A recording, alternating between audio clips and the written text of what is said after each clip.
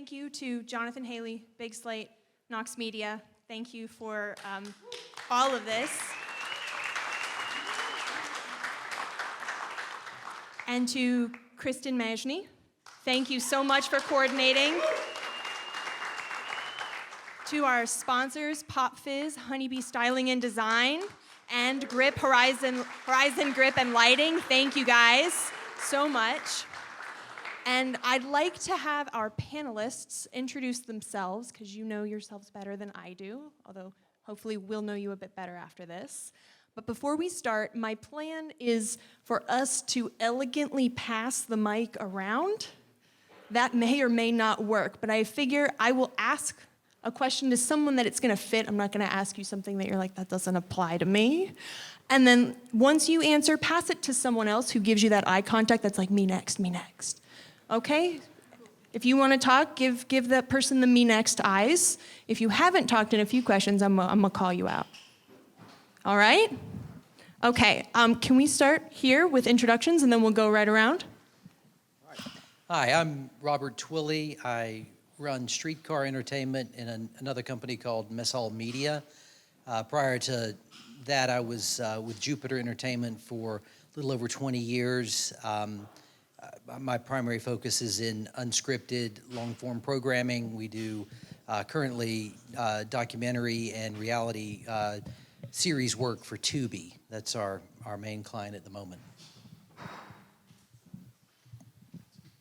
Hello, I'm Lauren Fyfe, and I work at Loch and Key Productions, VP of Client Services, and have been there almost 10 years, and we create short-form content, so anything from broadcast commercials to social videos, and also do digital marketing as well.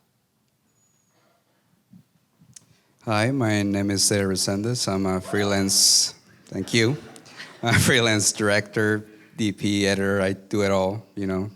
But I've been in the industry for about 10 years. I work with basically every company that is here tonight. So thank you guys for keeping me in business. But yeah, that's me. I'm Nick Hollensbe. I'm a VP at Warner Brothers Discovery, and I lead a motion creative team.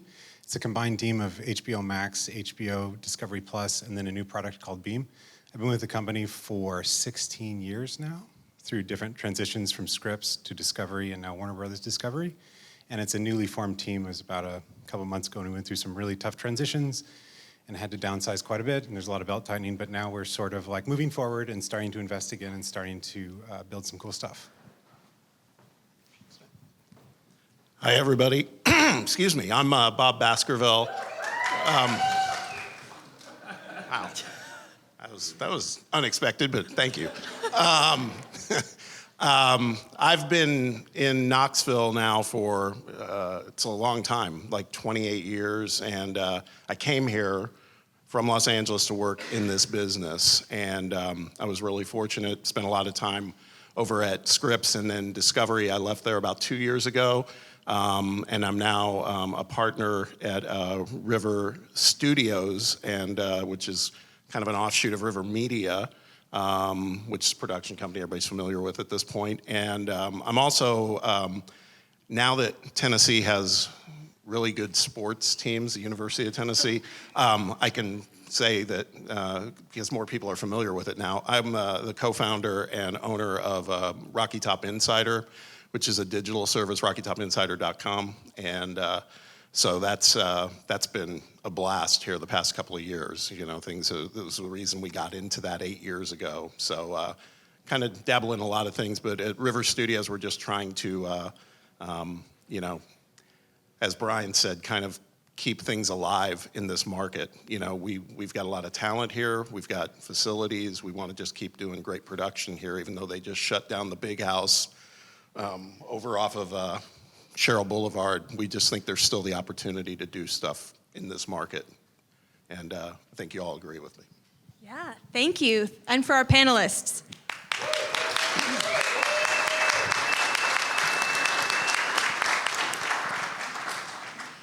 So this question is for, this is one I'm not quite sure about because everybody's got their finger on the pulse somehow. But this is a question to really build off of what you're saying. We do have a lot of talent and a lot of potential here. And I'm wondering, what's on the docket? What big projects, scripted, unscripted, reality, commercial, what's coming to Knoxville this year? Can anybody elaborate on that? Yeah. Look at us, hot potato. So at Streetcar, I can speak from what I know of Streetcars. Closer, there we go. All right, I can speak to what I know of what's happening at Streetcar. As I mentioned earlier, we do a lot of unscripted work for Tubi. We're in the process of completing our second round of docs, and we've been renewed for 24 more. So there's going to be monthly drops on Tubi through June of 2025, which means that we'll be in production on those through the spring of next year. A lot of that work happens on locations around the country and in some foreign countries as well, but a lot of work going, the back end of house, post is all here. On the Mess Hall Media side, we just completed a series that's now streaming on Tubi. You may have seen the promo on Next Level Chef, which followed the Super Bowl. It was Kitchen Commando is a series that is actually Tubi's first original unscripted series. Is streaming now. It will stream now between now and mid-April. So we're hoping by the spring to know about the next order of that. If we did a second season, we're thinking that could possibly be in Atlanta. So there would be, potentially work for folks traveling south with the team there for production. So we're happy 2 years in to have that level of production here in Knoxville, and I think that speaks well to the health of our industry, at least from our perspective. Yeah. Anyone else want to weigh in on that? I'll pass it back. Okay, we're going to get good at this. Yeah, again, for a minute, I'll put my RIVR Media hat on. RIVR Media's got quite a bit of production going on, mostly field-oriented, most of it out of Knoxville right now, which again is something we always try to bring it back home as much as we can. But there's quite a few series. There's Fixer to Fabulous on HGTV, which has been a strong series for that network for a few years now. And then there's some shows, I think with the advent of fast channels and the ability for networks wanting to stock the shelves, there's a show called Escaping Polygamy, which has been around for a long time, and it went away for a while, and I think speaking for my partner, Lori Stryer, she was probably hoping it went away for good, but it's back, and it is business, and so that team's working on that, as well as some projects for the Magnolia Network.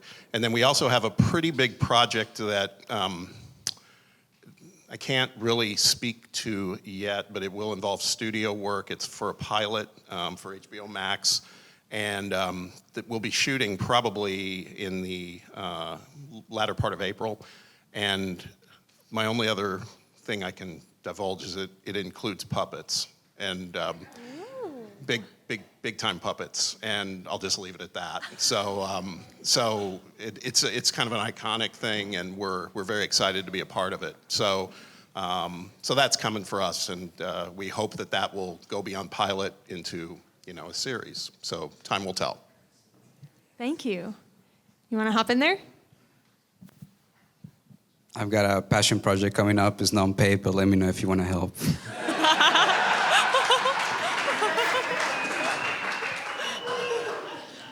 Famous last words. So shifting from, what's exciting in Knoxville, and we will come back to that. This is industry specific to, I think, all of us. Quantity, right?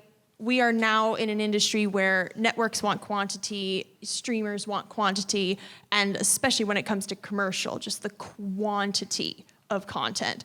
So how has the shift to more and more quantity, especially in the market that we're in now, cost-cutting post-COVID, how has that changed the way that you do business, approach production, the way that you're projecting? Lauren, can you speak to that one?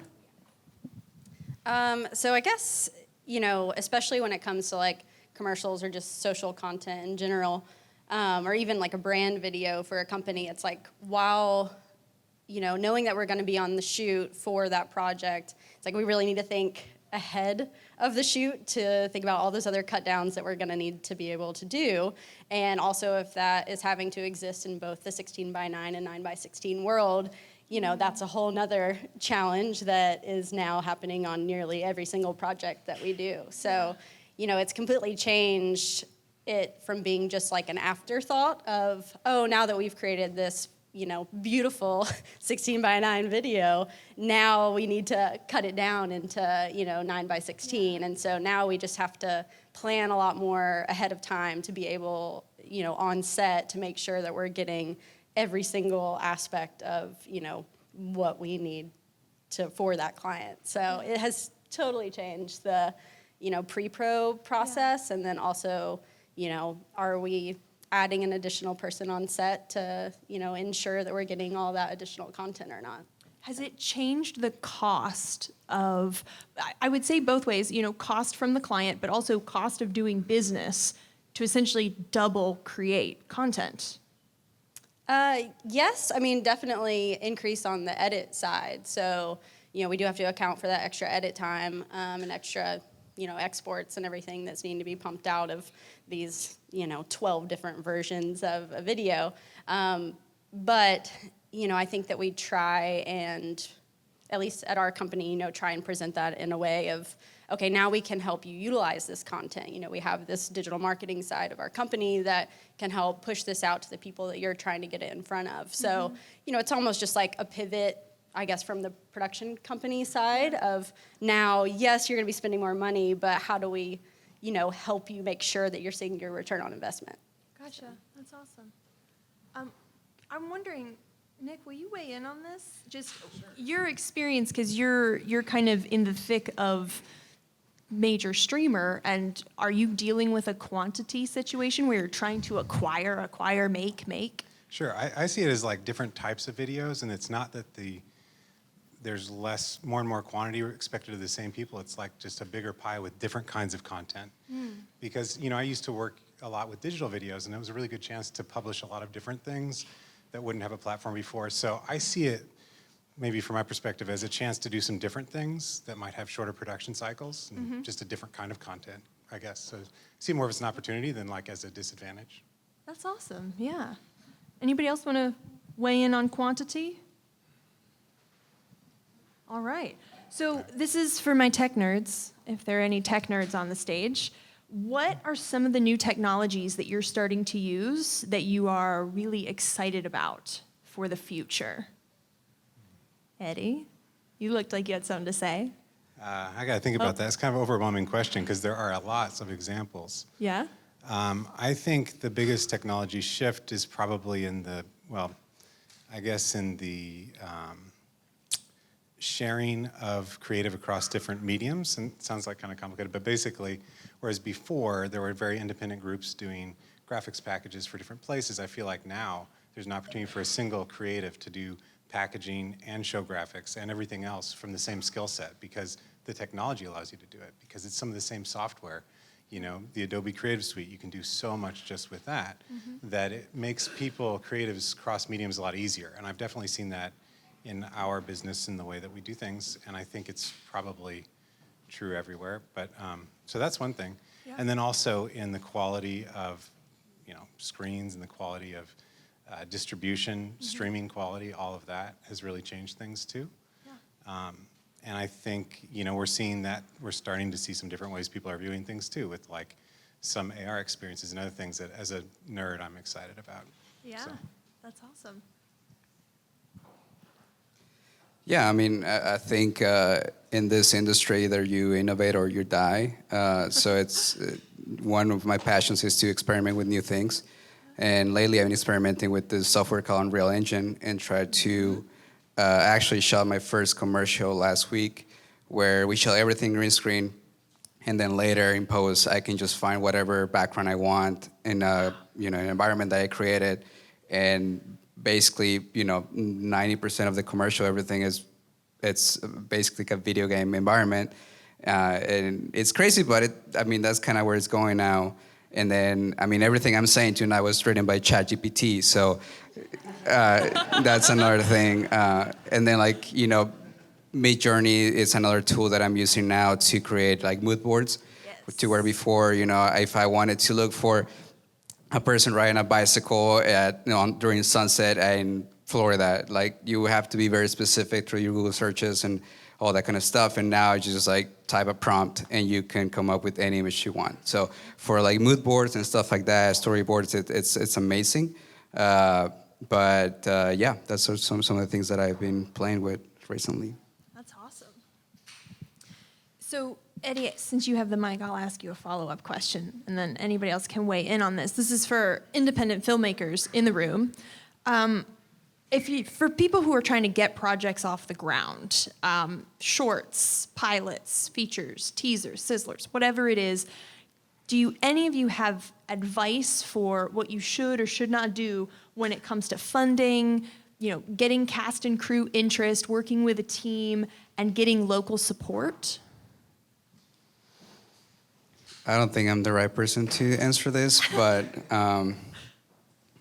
my experience has been I've been trying to do a feature for a long time, and funding it's difficult because no one's gonna give you $500,000 right away if it's your first film. So I think for the first thing you have to make a really good short film that you're probably gonna have to finance yourself and prove that you can direct actors and direct the crew. And then after that, then you go to people like them and be like, hey, I can make this, give me money. Or you go to Kurt. I'd be interested to hear from them about that statement. Might be wrong, but that was my plan. So if it's not, then I'm wrong. But another person that can help you will be Kurt Willis, which I think I saw He's in the audience somewhere. I think he's a good advisor to tell you a little bit of what you should be doing. There he is in the back. I recognize him by the hair. Yep. I think there are people in the town that could give you a better advice on what you should be doing. But that's my experience. So.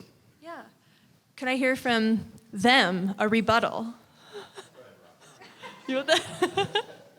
I'm also not sure I'm best qualified to speak on behalf of networks, but I can say how we approach story development at Streetcar is that we know we have a slate of 24 docs ahead of us, and this kind of touches on the quantity, the conversation we're having earlier. These are all 24 bespoke documentaries, so actually the pie is sliced very thin, and so you have to be very smart about how you apply your funds or someone else's funds for development, because to get to 24, you're going to probably pitch 70, 80 ideas, because not all your ideas are going to be on point. And so I try to start small. The attention span of the executives evaluating our work is small. Their ability to read a lot of paper is you can't count on that. So it starts with a log line, and if you can't sell it in 4 or 5 sentences, you should just shelve it until you can.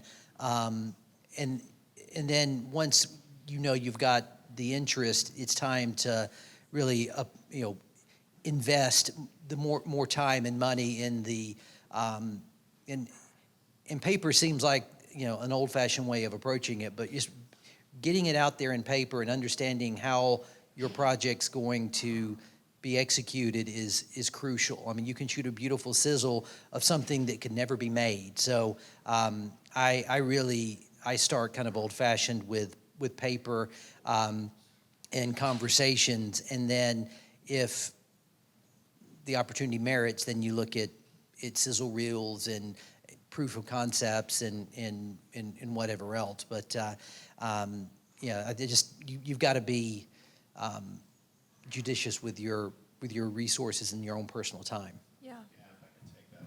Yeah. Thank you. And this actually applies a little bit back to your previous. Yeah.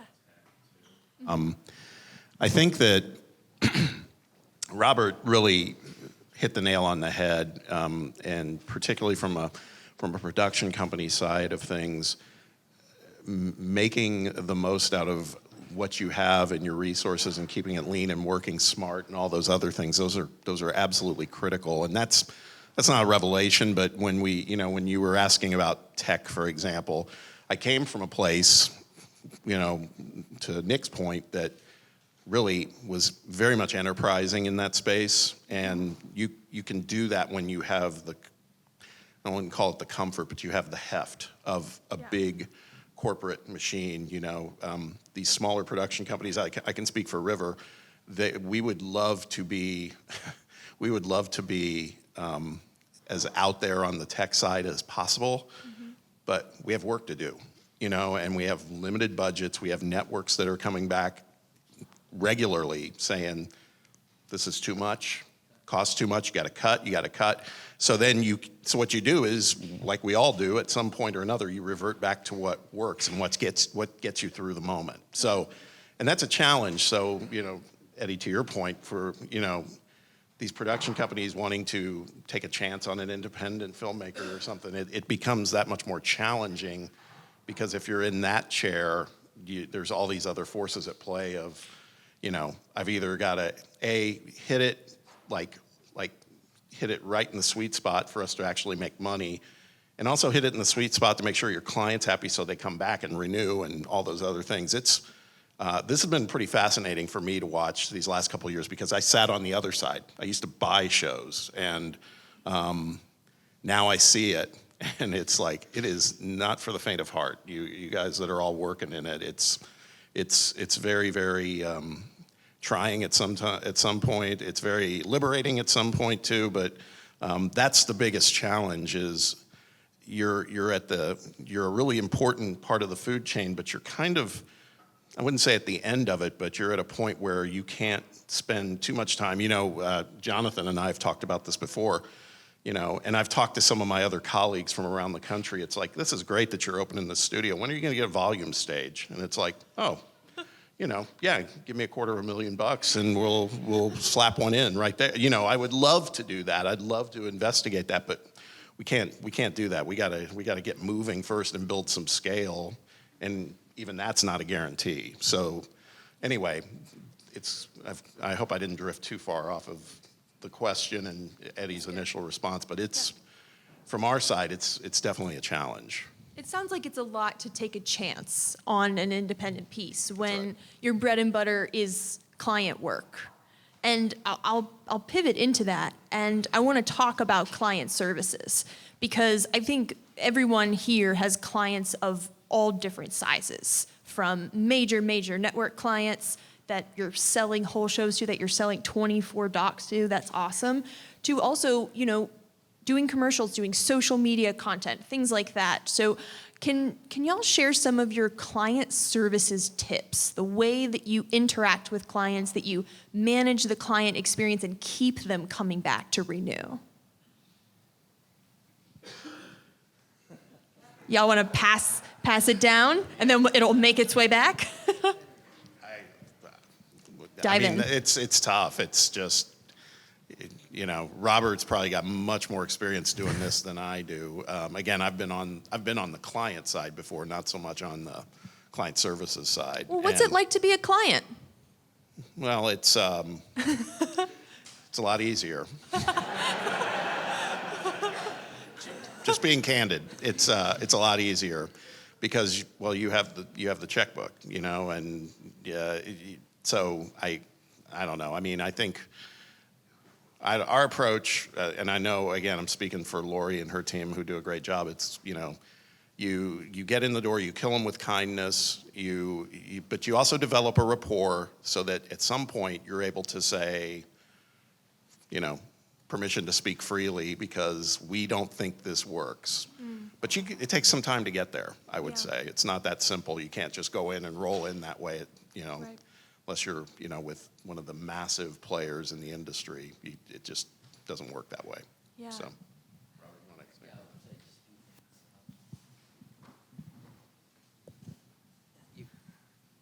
they'll come at you with a request, and you've got to bite your tongue, take a deep breath, and figure out how you're going to try to make it happen, because you're building that relationship, and you're hopefully getting to a point where you can eventually get to a place where you can speak freely and tell them that that's not possible. A mentor long ago said that as a production company, we're in the business of helping people solve their problems. Our friends solve their problems. Networks come to us with their problems. They need programming that serves a certain creative need, but within that, there are all sorts of other needs. Every department comes at you. They need something for promo. They need an international deliverable. They need to swap the airing order, and you've got to be always able to pivot, and as much as you can. You won't always be able to do that, but I would encourage you not to tally up the cost in the moment, because you're working on that longer term relationship, and you got to take a long view of these relationships, because they'll get you sometimes, but hopefully over the long haul, the relationship works well for both sides. It's been a weird time for that.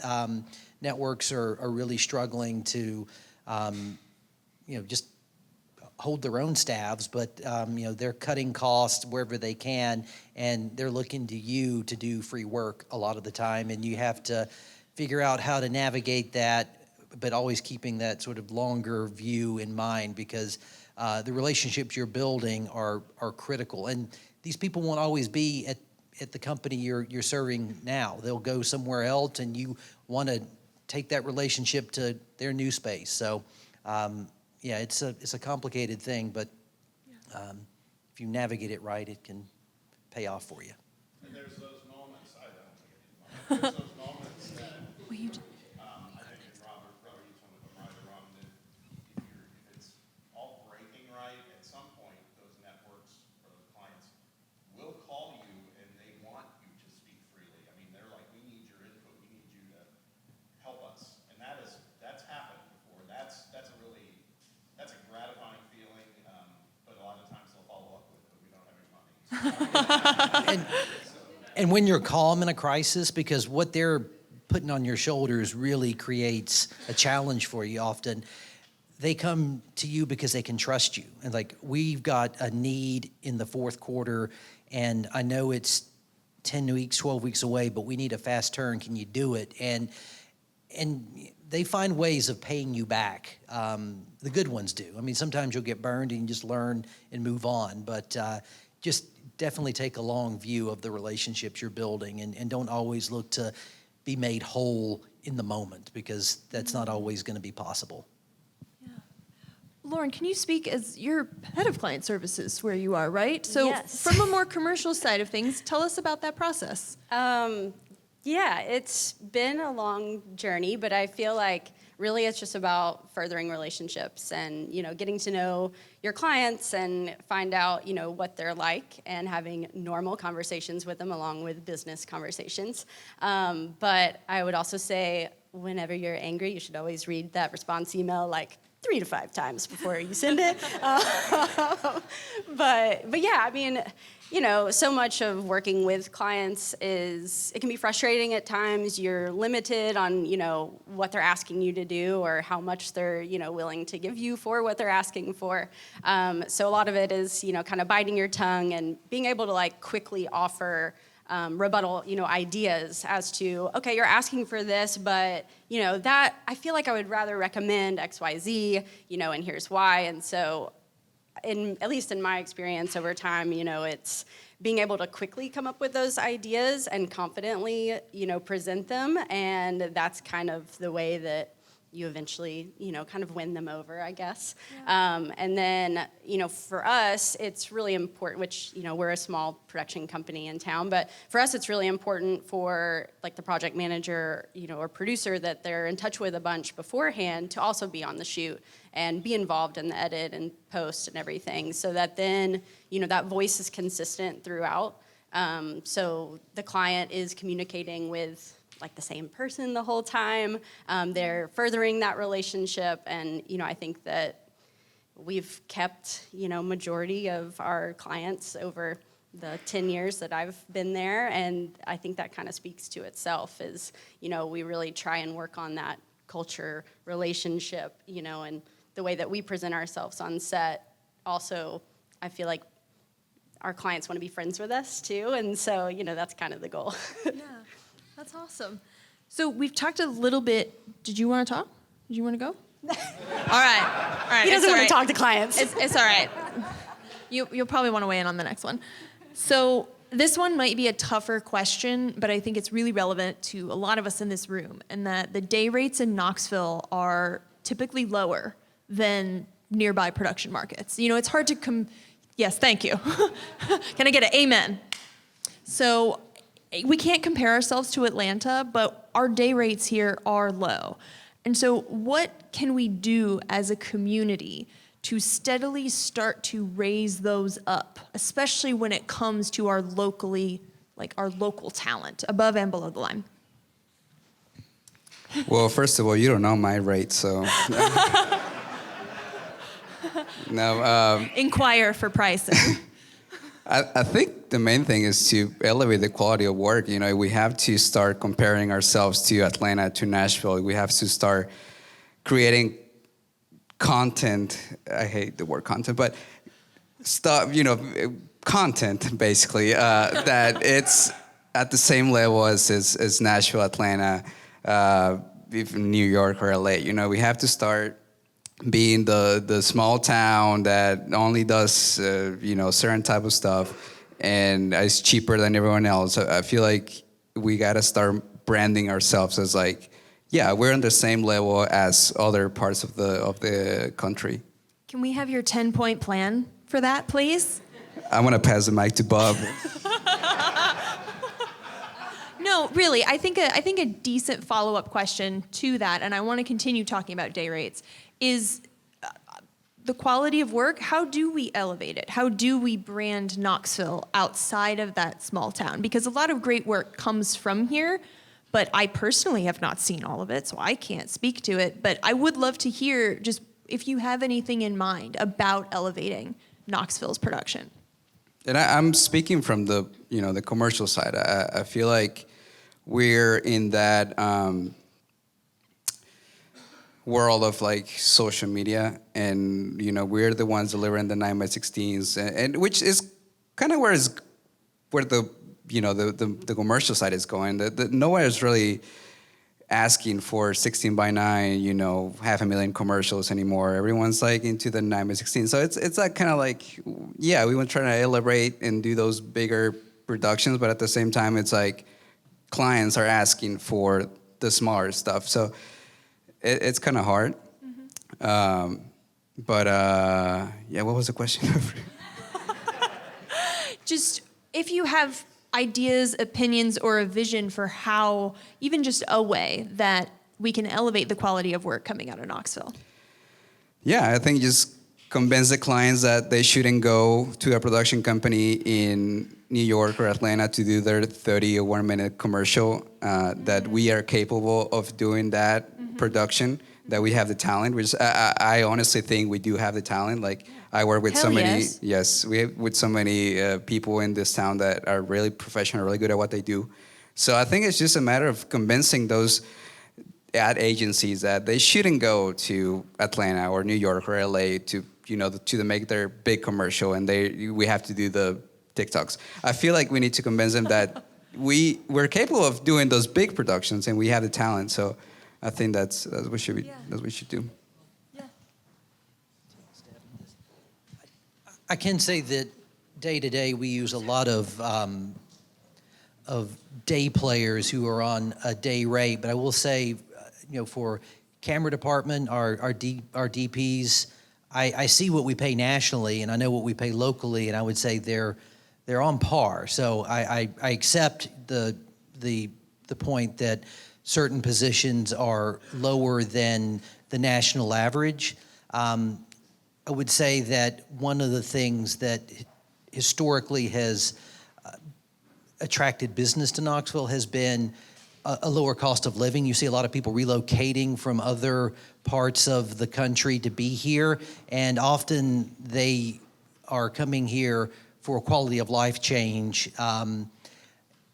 which certainly helps the talent pool. I can just speak from my experiences at Streetcar, and I'm familiar with national rates, and I feel like they're on par. I will say that COVID was a great leveler in production, especially for people whose talents can be shared anywhere in the country. I think on the post-production side, you're seeing local rates very much approach the national average. I'm seeing that where we're at. Your ability to tap into business opportunities in other markets it's a market, and your rate is going to be, it's a supply and demand thing. And so the rates on post-production positions and some, our showrunners who are Knoxville-based are on par with national average producers.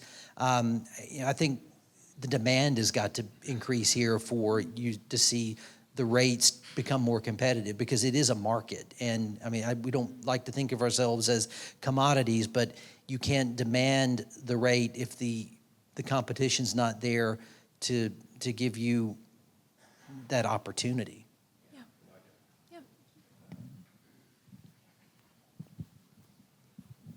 Robert, I was going to say the exact same thing. I think some of it, and it's not that simple, I know, but it's like we have to get to a point where, great example, I was contacted recently by someone in another significant market that they're wanting to get pricing for studios and everything else because they're maxed out, okay? And you can kind of deduce where it's not far from here. And so the thing is, they even say, yeah, we'd love to get some pricing, and they kind of put that nudge in of, and we would assume, it's going to be favorable. They start the whole, there's a preconceived notion about where we live and where we operate, and that's a challenge. And so that's the one thing is, how do we get to the point where there's so much demand that we're the ones that are saying we're maxed out? We've got to, because that would to me would beget what we could do with rates, et cetera. I agree with what Robert says. I sit in meetings where I know where we're hiring DPs and other folks, and we feel we're at a very competitive level. The other thing that helps, the other reason that these states are maxed out, it's almost all the ones surrounding us. It's because, and I sit, and don't throw anything, I sit on the board of the Tennessee Entertainment Commission, and this is something that that I've been vocal about. Zach Weisfeld before me was very vocal about. We do, as a state, a very poor job, in my opinion, in terms of incentives and subsidies.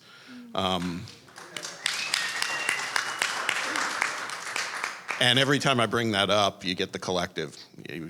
We hear you, but wait, there's going to be something else coming, and it never really happens. Meanwhile, Kentucky's got $75 million.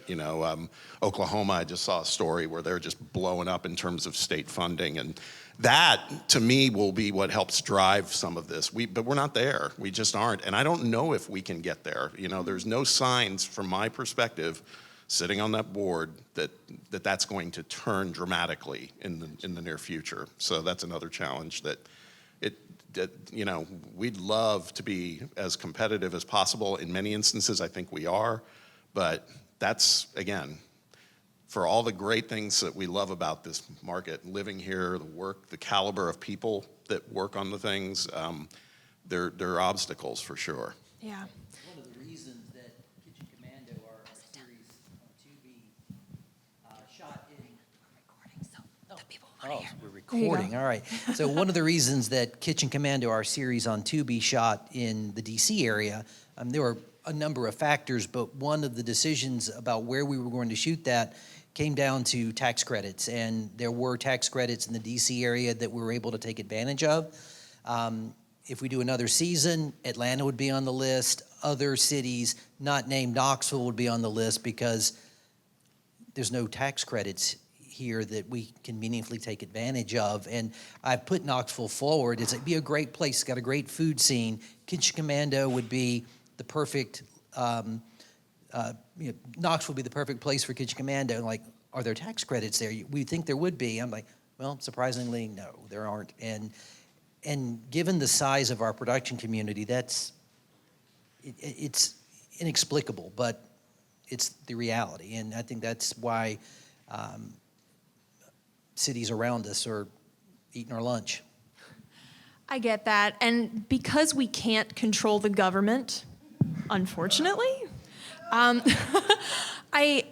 Nick, you haven't got much to say. I would love to speak to you directly.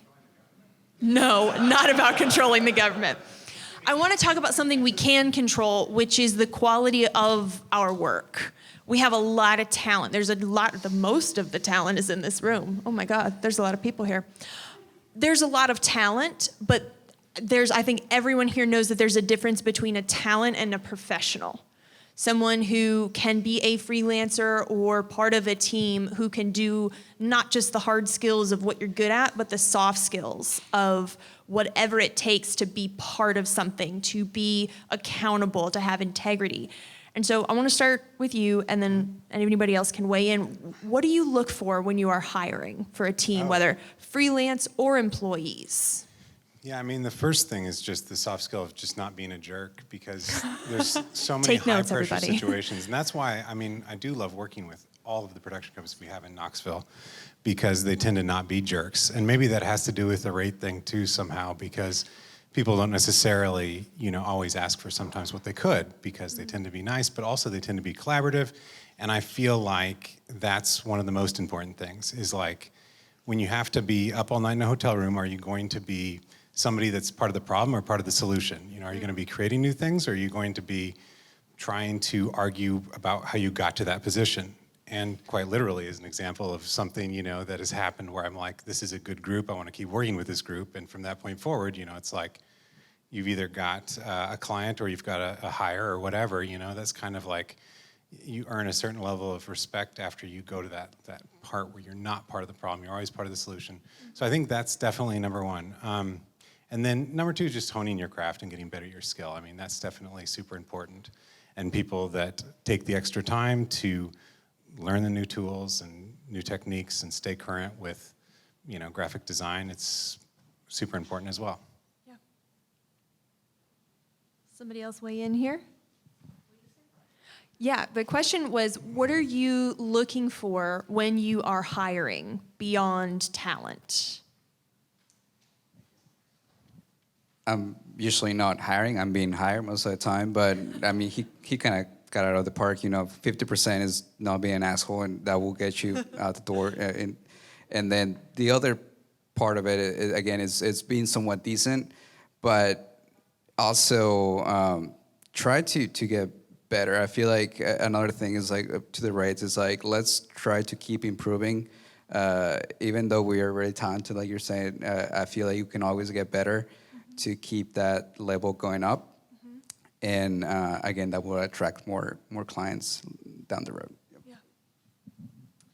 Yeah, I think it's really important to for people to ride the correct line between, ego and knowledge and representing that properly. You want to enjoy the people that you're working with and the people that you hire, because you're putting them, on a project with a whole group of other people. So, you want to create that correct collaborative environment. I did want to say that I do feel like, at least from my perspective over the last 10 years in Knoxville, that base level quality line has 100% increased. I mean, I think, what used to be the norm now has definitely elevated. I think just the number of production companies in town and the number of talent, all working together and collaborating together really has raised that bar. But yeah, I forgot where I was going with that. You went somewhere good, though. You went somewhere good. I'm going to do a quick check because we've got a little more than 15 minutes left. By a show of hands, is there anyone in the audience who has an absolutely burning question?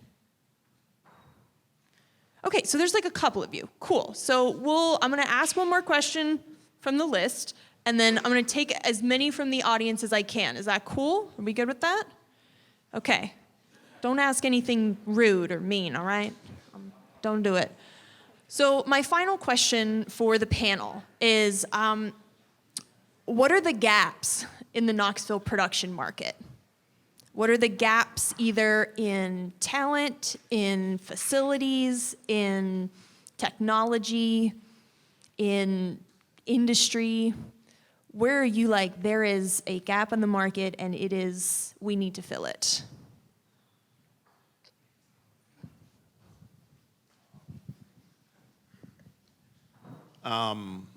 I can speak to it from a facilities standpoint. Amy Hubbard will know this too, because we were having some conversations at one point leading into the Dolly Parton film that's shot out in Sevierville. We're really proud of our facilities, our studios, but they, even now, 6,000 square feet's about almost as big as it gets in this town. It's not big enough for some of the projects. That was a great example of one. Not to say that if we had more size, it would have just been easy and we would have gotten that business. But, we've had, on a couple of occasions, people come through and be blown away by what they've seen, but then they're like, okay, but here's the problem. And a lot of them are coming from, could be LA or Atlanta, where they're saying, we're used to having 20,000 square feet for a space, and mill space and other things, and it's like, oh, okay, well, our stuff's new. It's like, it's a challenge. It really is. Now, that said, there's a lot of things that, and we still feel strongly about that there's a lot of things that we do have the right amount of space for, but that's one I can definitely speak to because I've experienced it for sure. So, can actually everybody weigh in on this one, and we'll just make our way back? The question was, what are the gaps in the Knoxville production market? Oh yeah, this is a tough one for me to answer. Maybe we come back to me. Okay, and deal. I'll think about it. Deal. We need more first ACs. We need more second ACs. We need more grips. We need more PAs. ADs. We have like no ADs in town. I think there was one and he left. So we definitely need more first ADs. What else? We have, We need more screenwriters. Yeah, another DAT because Erica's the only one. We don't need more gaffers. We're good. No, I'm just kidding. We're going to have a sign-up list at the end of this, so you can just write your name down for each of those positions if you're interested. No, but I think it would be great to bring maybe like a professional first AC, second AC from Atlanta or some other city and come teach like a workshop, because I feel like that's a good even idea. though we have really good talent, I feel like we're missing that experience of working on big sets. So I think bringing someone would be a good idea to teach all those positions that I just listed. Yeah. And yeah, we still need the volume, Bob. So whenever, you get the $500,000, just, I'm down for that. All right. But yeah, that's what I think. We don't need more directors, that we're good there. Yeah, this one was kind of hard for me to answer too, but I do feel like maybe, one obvious gap is, and it has improved over the years, but between the universities, the students that are majoring in, whether it be four-dimensional art or journalism, electronic media at UT, and then those in school at Pellissippi, it's like, those students trying to get connected to the right outlets and, how they can't, which I think this Knox Media, alone is an outlet that, could be even more, I guess, advertised maybe to students. But, that seems kind of like the obvious, that's how first you start out, maybe trying to be, a PA on set just to kind of learn, get to know people and test out, maybe some different companies. So, for me, that's kind of, I think, like the only really obvious gap. I feel like I love all the freelancers in Knoxville, so. I would say there's not really a gap in any particular area of talent. It's often the quantity. Anytime a need comes up, I can think with my team, here's 5 names I'd love to work with who are local, and sometimes those people are booked, and so it's a scheduling thing more than that there's the talent here. And so I just hopefully I'm lucky enough to work with the people I want when I have a need and they're available. But no, I'd say our talent measures up well with what I've seen in other markets. Just speaking selfishly here for a moment, one of the needs we have in Streetcar presently is in online prep. We do a lot of online work with RIVR, which we're really grateful for, but we need to prep that media before it leaves our shop, and there's a lot that goes into that I can't even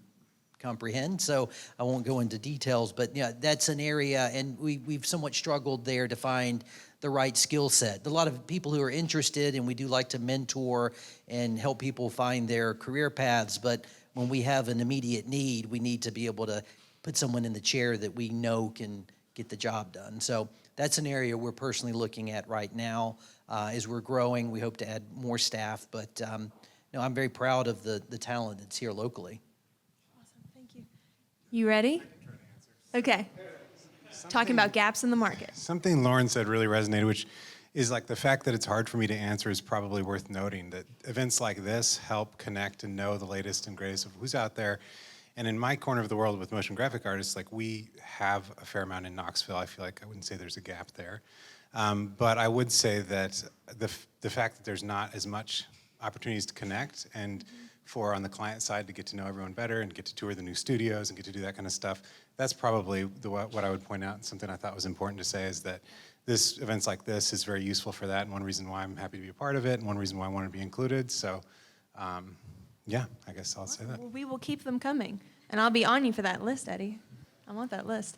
Okay, so I would like to take a question from the audience, and we can totally run with this. Mike, Kristen, could you hand me my phone?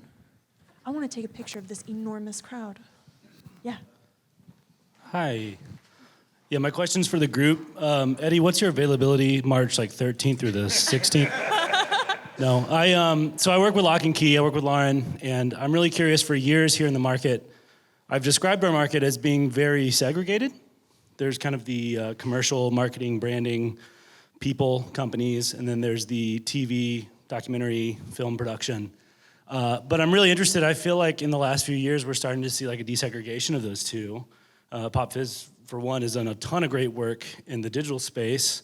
Obviously, you're in charge of this, specific part. Well, not in charge, but you're working with this company that's exploring digital in new ways. Do you all see that going even farther than it is now? Do you see like a mix of smaller productions and almost like sidecar productions to these like large these larger scale crews?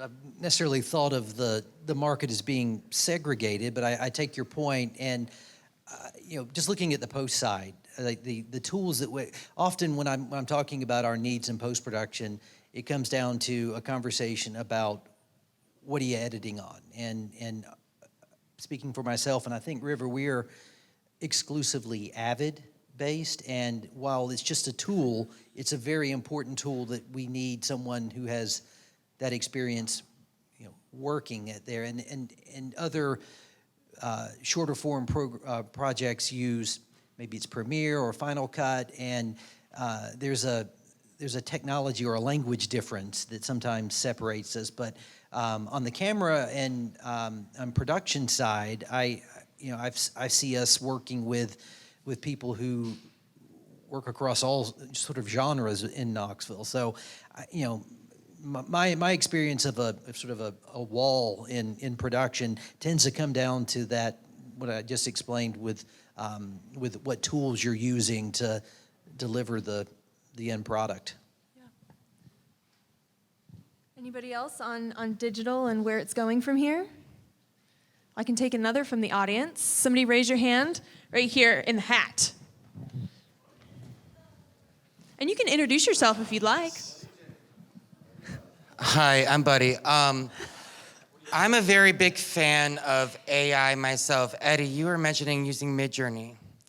I'm curious about what do all of you think about the future of AI and how it will affect our production as an industry in whole, because you have not just AI art for post-production that can take away jobs. You also have ChatGPT, which Microsoft just bought and they are now utilizing in Bing. How do you see that contributing to the future of our industry? And will we have jobs or are we gonna lose jobs? Loaded question.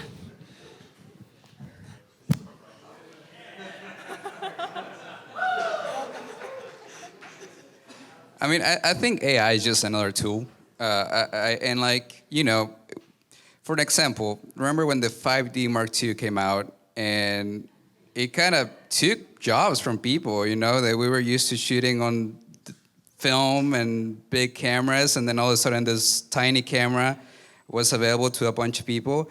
I think the AI is basically the same thing, you know. Yeah, it might take some jobs, animators, to say one of them, but it's just another tool, you know. At the end of the day, you're still trying to just either tell a story, shoot a commercial, shoot a TV show, and the AI is just there to help you get there.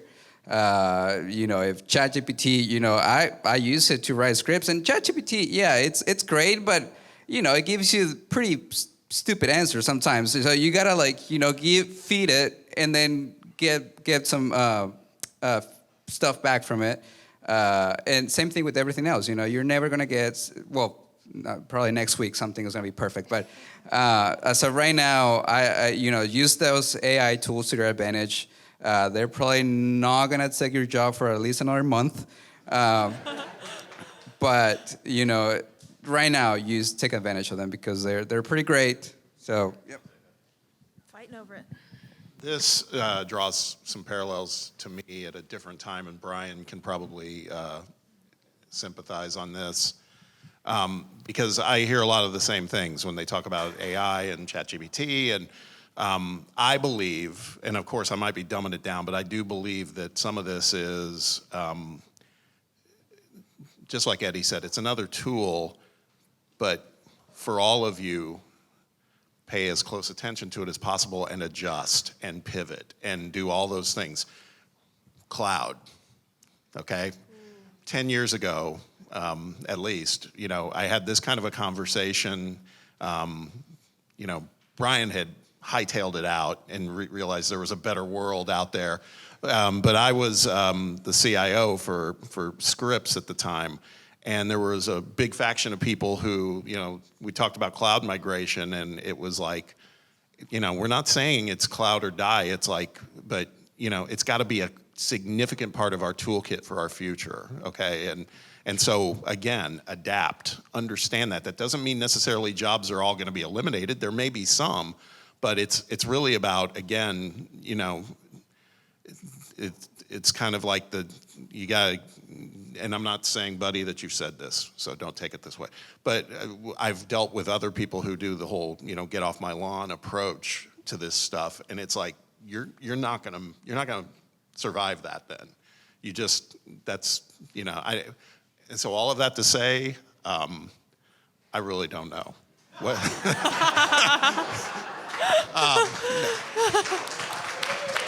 We got time for one more. Are you answering? Oh yeah. Well, I just was Okay. going to say one more thing about that because it's very, very relevant right now with Midjourney, in that you can see right now in my team some people are embracing, some people aren't. So I just wanted to like reinforce that point, how good of a point that was. I think both of you made those points, but the thing is, as a visual storyteller, you can actually up your game. You can do things that are not possible before. So as a visual storyteller, you can really up your game and do things that are not possible before. And so I think a lot of the same skills, from my experience, it seems like Midjourney specifically and the AI image generators, even though they build off of other things, for things like ideation and storyboards and just planning, it's a really good tool. And it's like the perfect time to learn it and figure out how it works and master it. So I was just going to add that anecdote because I think it's important. Pass it down this way. And then one more. This is not a point to the question, but I wanted to take a minute while we're all here as a production community and call out, we lost a real kind of heart of our community here in the past week. Paul Foster, who many of you know here, was a local director of photography. He ran the gear department at Jupiter. He mentored many people in this room. He passed away last week, and there's going to be, I think, a celebration of life next Saturday at RIVR. He was someone that I worked with for over 20 years as a young producer. He was the guy that you got paired with because they knew you weren't going to screw it up, because he was there to make sure that you got it right. And it's a big loss. And I just wanted to, just acknowledge that for the group here today. Thank you. Thanks for doing that. So I think we have time for one more question. We got hands raised right here. Lady in the back. Lady in the back. Oh, I'm sorry. Introduce yourself. Lady in the back. I'm not lady in the back. I'm Natasha Horton. I've worked actually for 3 of the 5 companies that are on the stage right now, and with some of the people here today. And that's kind of my question. I was actually piggybacking more off the now I yelled louder earlier. Yeah. The business part of this, and you'll have to forgive me. This is my first time here, so I don't know if this is out of context.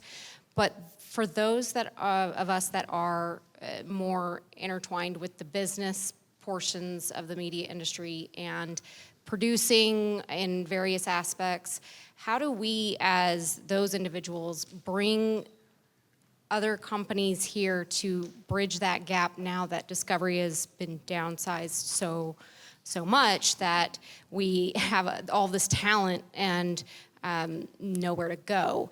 Or in the other terms, how do you on this panel as business owners, how have you thought of new ways to bring that business aspect to expand your own companies and fulfill that in a third-party need? Okay. You want to start, Robert? Yeah. Thanks for running gun for us. I would say you have a very transportable skill in business affairs. I mean, the events of 2020 and onward showed us that so much of our work can be done remotely. Much of my staff is still remote. And I'm seeing across the industry a lot of people in BA, production management roles, working from wherever they might be. I do, as I said, a lot of work with Tubi, and a lot of the BA people that I work with, some are LA-based, some are Chicago-based, some moved during the pandemic and are working from their preferred location. And so I think it's more of getting your skill set out there, Staff Me Up and utilizing some of the recruiting tools that are available within our industry is probably a good way to extend your careers here in Knoxville. Not to say that there won't be opportunities locally, but I do feel like you're going to have a lot of opportunity outside of Knoxville, which gives you kind of the best of both worlds. Yeah. Can anyone else speak to attracting projects here, attracting to fill the gap that we now have? I know that we still have a lot of great work here, but how are we all on this stage attracting more business, attracting new business and new clients to the area that want to do larger scale production?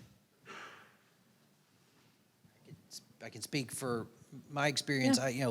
When I talked with Tubi and Fox Alternative Entertainment about setting up Streetcar here, they wanted a place where they were confident they could staff and operate a successful production company, and Knoxville was on their radar. And so, I take that as a positive sign. I think it's no longer this bi-coastal, either New York or LA kind of industry. You're seeing Austin is a very vibrant hub for production. I think Knoxville is still nationally recognized as one of the largest locations for original programming. Atlanta, a lot of the cities we've talked about here. So it's I think it's about getting yourself out there and networking, and it's a horrible, challenging thing to do, but the talent is here. It's just about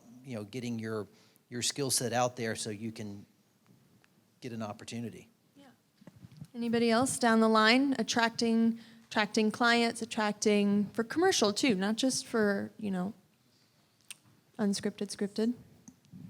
I guess, we are being hit up by agencies that are not located here or really near the area at all. So I guess that is, obviously they're looking to Knoxville for some reason. And, I guess flatteringly, I'm like, oh, it's because of our work, which, I don't know if they're seeing it or just doing a random Google search to find production companies, or it's just some deep connection between, somebody knew someone who worked somewhere and then they went over to somewhere else. And so then we just kind of get the luck of the draw there, of being up for the bid. But, I feel like agencies that are not located even in Tennessee, reaching out to us as a small production company has been happening more frequently. So I think that is a positive. Yeah. So in summary, do good work, rank at the top of Google, and know as many people as you possibly can. And be nice. I feel like that's another thing that I feel like agencies look back at, the production companies here in Knoxville, everyone is just really nice, really good people to work with, and they're very, easy to, if you have a note, they'll probably say yes, compared to other markets where they just tend to be dicks, and so that's another thing. I feel like we are just good people to work with. Yeah. Would either of you two like to add anything before Jonathan comes up to close out the panel? Any final words? All right, Jonathan, if you'll come up and join us. So everyone, please hold your applause until he's all the way up on the stage. Let's give it up for our panelists real quick. Thank you, guys. Thank you. And then we also should give it up for Amelia. She did an amazing job. Thank you. Thank you, guys. Amelia is the newest Knox Media board member, and she is responsible for getting these events organized and has been so instrumental in making this happen. Let's do one more thank you to Pop Fizz for hosting us tonight. Thank you. Thanks for everything.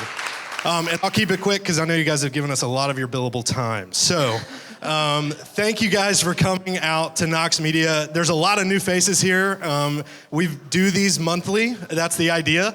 And what we talked about tonight, a lot of the things that were mentioned, like getting funding, getting students involved, getting cooler projects, collaborating, that's the point of this. That is the point of this, is that the Knox community is all coming together in this moment to get to know each other, to network, to create a movement, whatever you want to call it, so that ultimately, maybe we do get in touch with government officials and we do get some more funding.